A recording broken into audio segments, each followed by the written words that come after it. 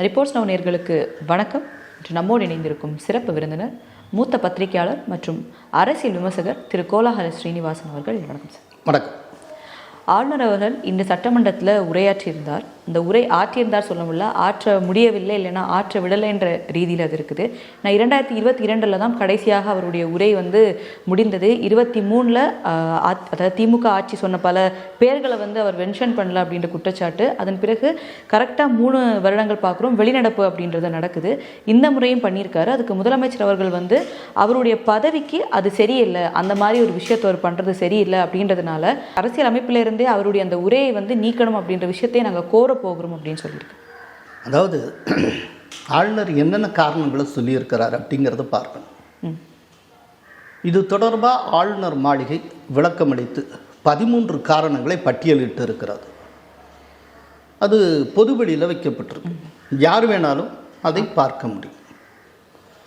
2022 மட்டும்தான் ஆளுநர் RN ரவி முழுமையாக தமிழக அரசினுடைய உரையை வாசித்திருக்கிறார். அதற்கு அடுத்து வந்த 3 ஆண்டுகள் அவர் பாதியிலேயே விட்டுட்டு தான் வெளியில் போகக்கூடிய ஒரு சூழ்நிலை உருவாகி இருக்கிறது.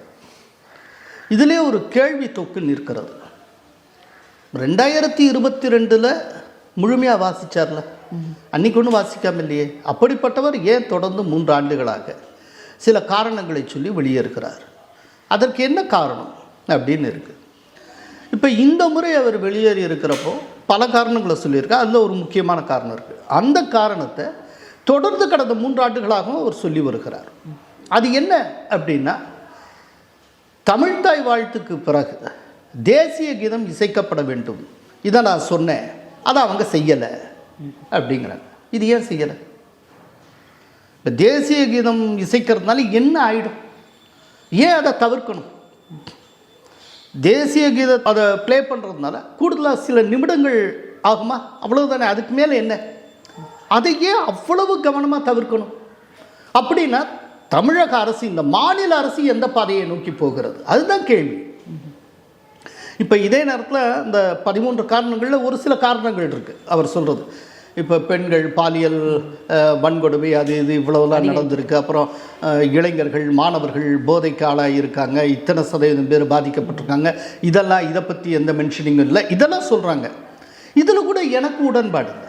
ஏன்னா என்றைக்குமே ஆளுநர் உரைங்கிறதும் சரி, ஜனாதிபதி உரைங்கிறதும் சரி, சம்மந்தப்பட்ட அரசு தயாரித்து கொடுக்குற உரை தான். ஒரு அரசு தயாரிக்கிற உரையில் அது தன்னை பற்றின விமர்சனங்களை தானே தயாரித்து கொடுக்கும் அப்படின்னு எதிர்பார்க்க முடியாது. இப்போ ஜனாதிபதி ஆற்றுகிற உரையை யார் தயாரித்து கொடுக்குறா? மத்திய அரசு தான். இப்போ மத்திய அரசு தன் மீதான விமர்சனங்களை எல்லாம் அந்த உரையில் இடம்பெற செய்யுமா? கிடையாது. அதே போல தான். அதனால அது ஏன் இல்லைங்கிறதுக்கு நமக்கு காரணங்கள் புரியக்கூடியது, அது ரொம்ப ஆப்வியஸ். ஆனால் அவர் சொல்லியிருக்கிற 2-3 விஷயம், குறிப்பாக தேசிய கீதம் ஒலிக்கவில்லை அப்படின்னு அவர் சொல்லியிருக்கிறது. அதே போல் பேசுகிறப்போ மைக்கை அடிக்கடி ஆஃப் பண்ணாங்க அப்படிங்கிறது. எல்லாவற்றுக்கும் மேலாக இங்கே டிரான்ஸ்பரன்சியை பற்றி கிளாஸ் எடுக்கிறவங்க எல்லாம் செய்கிறவங்க, ஏன் இந்த ஆளுநர் வர்ற அன்னைக்கு, அவர் பேச போகிற அன்னைக்கு அது நேரலையாக ஒளிபரப்பு செய்யலை? இது ஒரு கேள்வி இருக்குது. ஏற்கனவே சட்டப்பேரவையில் நினச்சா கட் பண்ணுறது, நினச்சா எடிட்டிங் தான் ரொம்ப அதிகமாக இருக்குது, பேசுகிறத ஒளிபரப்புறதை காட்டும்.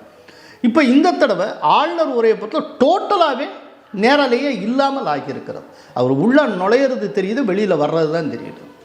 இதெல்லாம் என்ன? இது ஜனநாயக விரோத செயல்பாடு இல்லையா?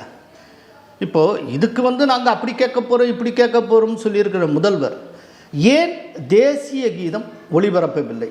ஆளுநர் சொல்லியிருக்கிற அந்த குற்றச்சாட்டின் மீது அவருடைய விளக்கம் என்ன? அதை சொல்லியிருக்கணும்ல. ஒரு மாநில அரசு தேசிய கீதத்தை ஒளிபரப்ப மறுத்தது அப்படின்னா அந்த மாநில அரசு என்னவாக புரிந்து கொள்வது?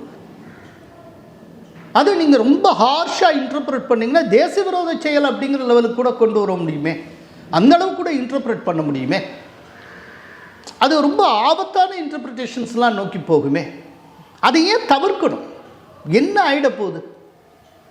அவர் கேட்குறது தேசிய கீதம் ஒலிக்கணுங்க, போட்டு விட்டு போங்க, தேசிய கீதம் ஒலிக்கட்டும். சில நிமிடங்கள் இருக்குமா? அதனால சட்டப்பேரவை நடப்புகளுக்கோ நடைமுறைக்கு ஏதேனும் குந்தகம் ஏற்பட்டு விடுமா? இந்த மாநிலம் ஏதாவது பாதிக்கப்பட்டிருப்பா? என்ன நடந்துருங்க? ஒவ்வொரு இந்தியனும் ஏற்றுக்கொண்ட ஒரு விஷயம் நம்முடைய தேசிய கீதம். இந்தியாவில் இருக்கிற ஒரு மாநிலம் அந்த தேசிய கீதத்தை நீங்கள் ஒளிபரப்புன்னு ஒவ்வொரு தடவையும் சொல்லுகிறார். 2023 அதை சொல்லிட்டு தான் அவர் வெளியே இருக்கிறார். 2024 அவர் கோட் பண்ண காரணத்தில் ஒன்று தேசிய கீதம் ஒளிபரப்பப்படல. 2025 அதுதான். இப்போ அப்புறம் ஏன் தொடர்ந்து தவிர்க்கணும்? அப்படின்னா இந்த மாநில அரசு போகிற பாதை மீது நமக்கு சந்தேகம் இருக்கிறது. இது சரியான பாதையில் போய்கொண்டிருக்கிறதா? இந்திய ஒருமைப்பாடு, இந்திய இறையாண்மை, இது தொடர்பான விஷயங்களில் இந்த மாநில அரசுக்கு நம்பிக்கை இருக்கிறதா இல்லையா அப்படிங்கிற சந்தேகம் ஏற்படுகிறது. இப்போ பாருங்கள், மத்திய சாகித்ய அகாடமிக்கு இணையாக பேரலாக நாங்கள் ஒரு அகாடமி ஆரம்பிப்போன்னு அவங்க சொல்கிறாங்க. இதுக்கு முன்னால் இந்தியா முழுக்க ஏற்கப்பட்டிருந்த அந்த ரூபாய்க்கான சிம்பலுக்கு பேரலாக தமிழ்நாட்டுக்கு தனியாக ரூன்னு நாங்கள் ஒன்று போடுவோம் அப்படின்னாங்க. ஒவ்வொன்றும் ஸோ கொஞ்சம் கொஞ்சமாக திமுக போகக்கூடாத பாதையை தேர்ந்தெடுக்கிறதோ அப்படிங்கிற சந்தேகம் ஏற்படுகிறது. ஸோ ஆளுநர் இந்த மாதிரி வெளியில் வந்தது தொடர்பாக நாம் புரிந்து கொள்ள வேண்டியது இதுதான். ஸோ ஆளுநரின் வாயிலாக மாநில அரசின் செயல்பாடு, மாநில அரசு போகிற பாதை, திமுக அரசுன்னு சொல்லணும், மாநில அரசுன்னு கூட சொல்லக்கூடாது, திமுக அரசு போகிற பாதை சரியான பாதையாக இல்லை. அது ஒரு தவறான பாதையை தேர்ந்தெடுத்து கொண்டு அதிலேயே தொடர்ந்து நடந்து கொண்டு இருக்கிறது, தன்னை மாற்றிக்கொள்ளவில்லை அப்படிங்கிறது தெரிய வருகிறது. ஆளுநர் அவருடைய உரையை சபாநாயகர் அப்பாவு அவர்கள் படிக்கிறாரு. ஆளுநர் அவர்கள் அதுக்கான 13 ரீசன்ஸ் கொடுத்துருக்காரு. அதுலாம் அப்பாவு அவர்கள் சொல்கிறாரு, ஒரு ஆட்சி அப்படின்னா நிறை குறைகள் இருக்க தான் செய்யும். அதில் அரசியல் பேசுறதுக்கு எந்த ஒரு அதிகாரமும் ஒரு ஆளுநருக்கு கிடையாது, அவர் அதை பண்ணக்கூடாது ரவி அவர்கள் அப்படின்னு சொல்லியிருக்காரு. அதாவது கிடையாதுன்னு எப்படி சொல்ல முடியும்? அப்பாவு அவர்கள் என்னுடைய நல்ல நண்பர். நானும் அவரும் நிறைய தொலைக்காட்சியில் ஒரே விவாதத்தில் உட்காந்து கட்டி உருண்டு சண்டை போட்டிருக்கோம். ஆனால் வெளியில் கை கொடுத்துட்டு ரொம்ப இன்முகத்தோடு போவோம். பழகுவதற்கு ரொம்ப இனிமையான மனிதர் அப்பாவு அவர்கள். ரொம்ப ஒரு அருமையாக பழகக்கூடியவர். அவர் சொல்லியிருக்கிற ஆளுநர் இந்த மாதிரி சொல்லியிருக்கக்கூடாது அப்படின்னு. அவர் தயவுசெய்து இந்திய அரசமைப்பு சட்டத்தை இன்னொரு தடவை படித்து பார்க்கணும். ஆளுநருக்கு டிஸ்கிரிஷ்னரி பவர்னு ஒன்று இருக்குது, விருப்பச்சார்பு அதிகாரம் அப்படின்னு. நீங்கள் ஆளுநர் சொல்கிறதை ஏற்கலாம், ஏற்காமல் போகலாம், அதுக்கான சாய்ஸு அது வேறு. ஆனால் ஆளுநர் இவ்விதமாக செய்யக்கூடாதுன்னு நீங்கள் சொல்ல முடியாது. அந்த விதமாக நீங்கள் எதுவுமே எழுப்ப முடியாது. ஆளுநர் இந்த மாற்றங்களை செய்திருக்கிறார், இதெல்லாம் வரணும்னு விரும்பி இருக்கிறார். அதுக்கு காரணம் என்ன? தமிழக மக்களுக்கு தமிழகத்தில் நடக்கக்கூடிய உண்மை நிலவரம் தெரிய வர வேண்டும் அப்படின்னு அவர் நினைக்கிறார். ஒரு உதாரணம் சொல்கிறேன் அவருடைய உரையிலிருந்து. அவர் விளக்கத்தில் சொல்லியிருக்கார், 13 விளக்கம் ஆளுநர் மாளிகை வெளியிட்ட விளக்கத்தில் ஒன்று, கிட்டத்தட்ட 12 லட்சம் கோடி ரூபாய் அளவுக்கு முதலீடுகளை ஈர்த்திருக்கிறோம் அப்படின்னு தமிழக அரசு சொல்லி இருக்கிறது. ஆனால் உண்மையில் ரொம்ப சொற்பமாக தான் ஈர்த்திருக்காங்க. ஒரு டயத்தில் அந்நிய நேரடி முதலீட்டை ஈர்த்த மாநிலங்களில் 4வது இடத்தில் இருந்த தமிழகம் இப்போ 6வது இடத்தை தக்க வைத்துக் கொள்வதற்கே தள்ளாடி கொண்டு இருக்கிறது. இவ்வளோ பெரிய அளவில் முதலீடு ஈர்க்கப்படவே இல்லை.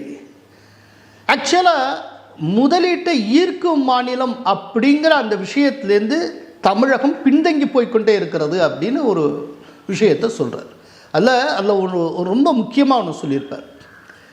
முதலீட்டு தரவுகளின்படி பார்த்தால் தமிழகம் ஈர்த்திருக்கிற முதலீடுகளின் அளவு மிக சொற்பமே, ரொம்ப குறைவு அப்படின்னு முதலீட்டு தரவுகளின் அடிப்படையில் பார்த்தால் அப்படிங்கிறார்.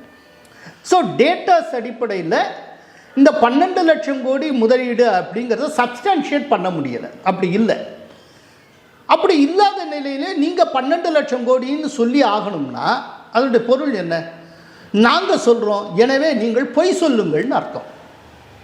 பொய் சொல்லியே ஆகணும் அப்படின்னு ஒரு ஆளுநரை மாநில அரசு கட்டாயப்படுத்த முடியுமா? இதுதான் கேள்வி. வேணும்னா இந்த பொய்யை முதல்வர் சொல்கிறதுக்கு விரும்பலாம், அவருக்கு பல அரசியல் காரணங்கள் இருக்கலாம், அவர் சொல்லட்டும். இன்னும் 12 லட்சம் கோடி முதலீடுகளை நாங்கள் ஈர்த்திருக்கோம்னு சொல்லிட்டு நாளைக்கு பிரச்சாரம் கூட செய்யட்டும், தமிழ்நாடு முழுக்க பிரச்சாரம் மட்டும் எல்லாம். அது அவர்கள் அரசியல்வாதிகள், அவங்க பேசுவாங்க, அவங்களுக்கு பல காரணங்கள் இருக்குது. ஆளுநர் அரசியல்வாதி அல்லர். இதுதான் அப்பாவு அவர்களுக்கு நான் தருகிற பதில். அப்பாவு கம்ப்ளீட்டாக தப்பாக புரிஞ்சிட்ருக்காரு. ஒரு அரசியல்வாதியை போல ஆளுநர் பேசலாமா அப்படின்னு. உண்மை இல்லை, அரசியல்வாதியை போல ஆளுநர் இல்லை, அதனால் தான் அவர் பேசியிருக்கிறார். அரசியல்வாதியை போல இருந்திருந்தால் அந்த பொய்ய அப்படியே உண்மையை நம்பிட்டு பேசியிருப்பார்.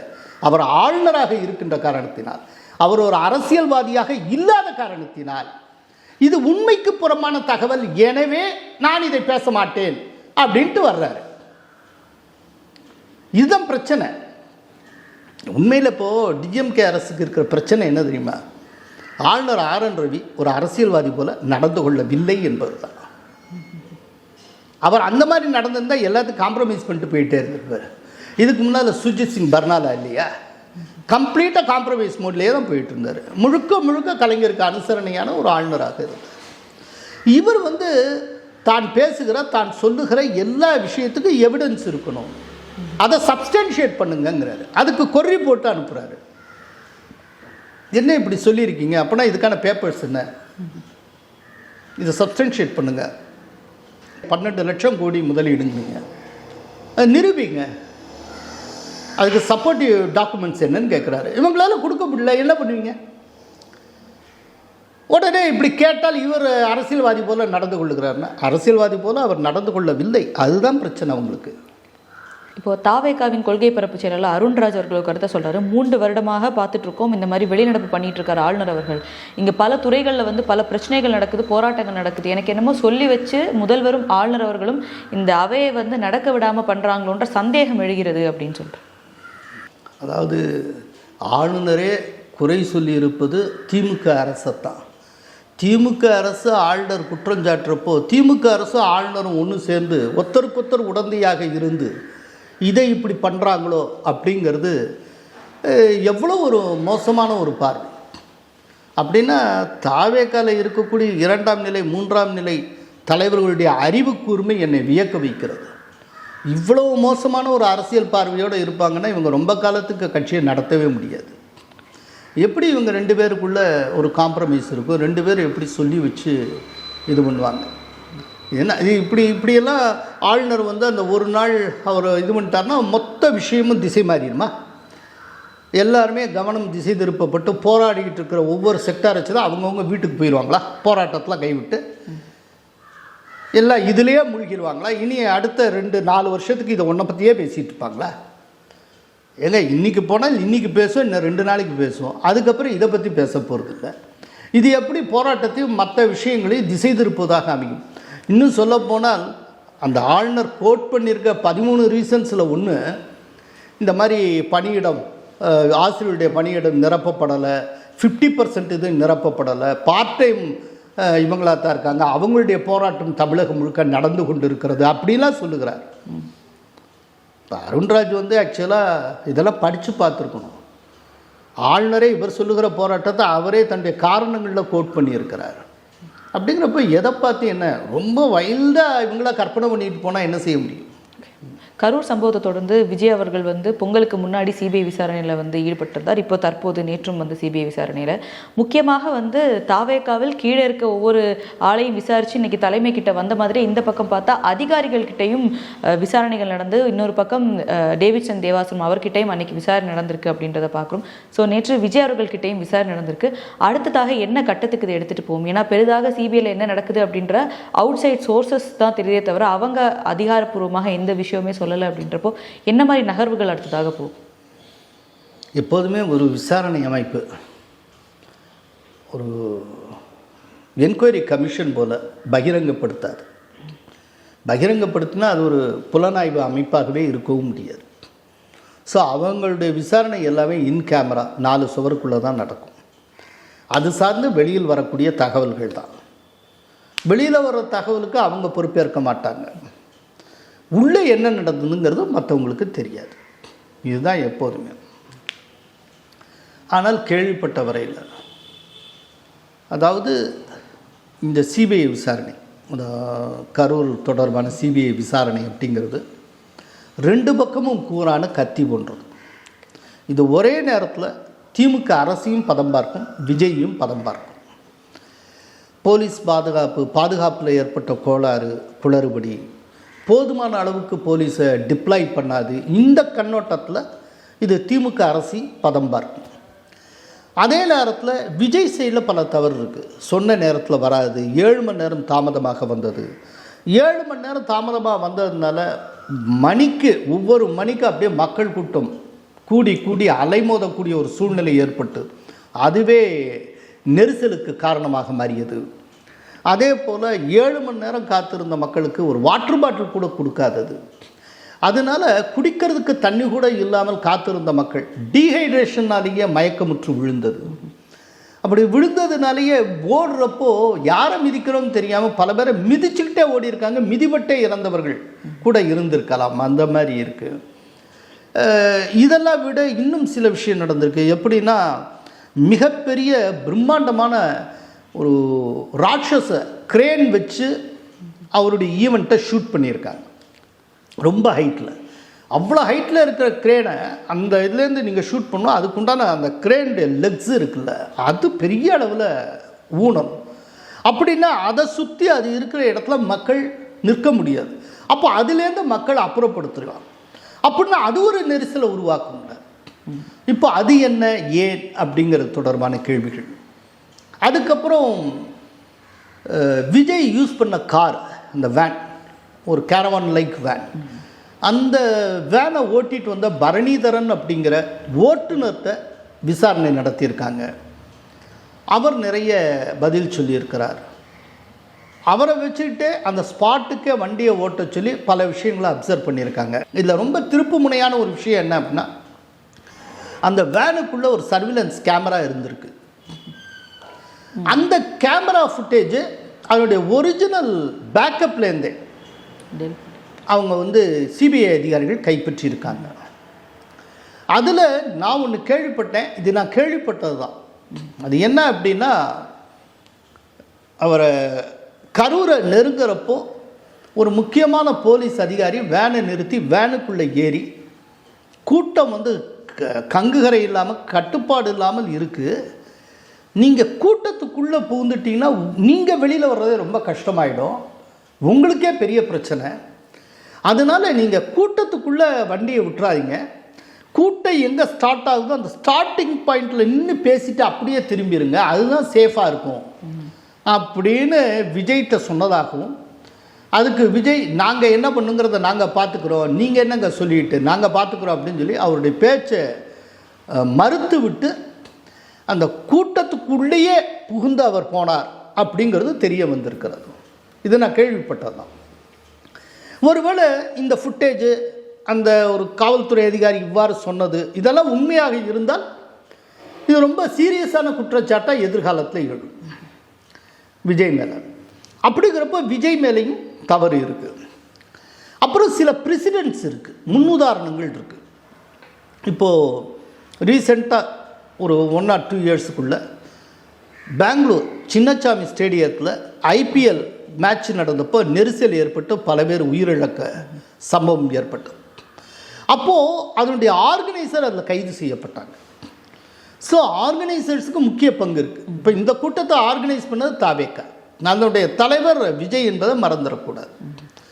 அதே போல் போன ஆண்டு ஹைதராபாத்தில் புஷ்பா 2 என்கிற படம் திரையிடப்பட்டது. அப்போது அந்த தியேட்டருக்கு திடீர்னு முன்னறிவிப்பு இல்லாமல் அல்லு அர்ஜுன் வந்திருந்தார். வந்தப்போ அவரை பார்க்கறதுக்கு ஏகப்பட்ட கூட்டம், நெரிசல் ஏற்பட்டு அதில் 35 வயது பெண் மரணம் அடைந்தார். இப்போ தான் ரீசெண்டாக அது தொடர்பாக சார்ஜ் ஷீட் போட்டிருக்காங்க. அதில் 11வது பேராக அல்லு அர்ஜுனுடைய பெயர் இடம்பெற்றது. அப்படிங்கிறப்போ இது சரியாக அப்படியே போச்சு அப்படின்னா மிகப்பெரிய குற்றச்சாட்டுக்கு விஜயும் இலக்காகலாம். ஏற்கனவே உச்சநீதிமன்றம் என்ன சொல்லியிருக்குன்னா, அடுத்த 6 மாதத்துக்குள்ளே இந்த விசாரணையை முடித்து சப்மிட் பண்ணணும் அப்படின்றது. இப்போவே செப்டம்பர் 27 நடந்ததா, நீங்கள் அதுலேருந்து கனெக்ட் பண்ணிக்கோங்க. இப்போயே எத்தனையோ மாதம் ஓடிப்போச்சு. இன்னும் ஒரு 1 மாதம் 2 மாதத்துக்குள்ளே இதை என்கொயரியை முடித்து சப்மிட்டே பண்ணிடுவாங்க. அப்போது அந்த என்கொயரி ரிப்போர்ட் மீதான நடவடிக்கைன்னு வர்றப்போ ஒருவேளை விஜய் சட்டத்தின்படி பார்த்தால் அவர் உள்ளே போகிறதுக்கும் வாய்ப்பு உண்டு. சட்டத்தின்படி அதுக்கு சில ப்ரெசிடென்ட்ஸ் இருக்குது, அதை இப்போ உங்கள்கிட்ட சொல்லிட்டேன், அதுவும் நடக்கலாம். அப்போது விஜய் வந்து எவ்வளோ பெரிய வீரர், சூராதி சூரர், அது எல்லாருக்கும் தெரியும். கரூரில் சம்பவம் நடந்தவுடனே அடித்து புரண்டு சார்ட்டர்ட் ஃப்ளைட்டில் சென்னைக்கு ஓடி வந்தவர் தான். மாதக்கணக்கில் வீட்டை விட்டு வெளியிலேயே வரல, அப்படிப்பட்டவர். அப்படிங்கிறப்போ இவர் திடீர்னு கம்பிகளுக்கு பின்னால் போகணுங்கிற ஒரு சூழ்நிலை ஏற்பட்டால் அவர் கட்சியின் கதி என்னவாகும்? ஏன்னா அவருடைய கட்சிக்கு தான் அவர் ஒத்தரை மட்டுமே நம்பி இருக்கு. அவருக்கு அடுத்த செகண்ட் லைன் லீடர்ஸே கிடையாது. எதிர்காலத்தில் இனிமே தான் அந்த கட்சி பல தலைவர்களை உருவாக்கணும். இன்னைக்கு தேதிக்கு அவர் ஒருத்தர் தான், அவர் பேரை வச்சு தான் அந்த பார்ட்டியுடைய சேலபிள் கமாடிட்டி அப்படிங்கிறது விஜய் மட்டும்தான், வேறு யாரும் கிடையாது. அப்படிங்கிறப்போ எடுத்த எடுப்பிலேயே அவர் உள்ளே இருக்கிற மாதிரியான ஒரு சூழ்நிலை உருவானால் என்ன? இது எல்லாம் அவர் வந்து இந்த 2 நாள் என்கொயரியில் உணர்ந்திருப்பார். அப்படிங்கிறப்போ இதுக்கு ஏற்றபடியாக அவருடைய அரசியல் நிலைப்பாட்டில் சில நேரம் ஏதேனும் மாற்றம் ஏற்படலாம். எங்களோடு இணைந்து பல்வேறு கருத்துக்களை பயந்தமைக்கு ரொம்ப நன்றி. நன்றி.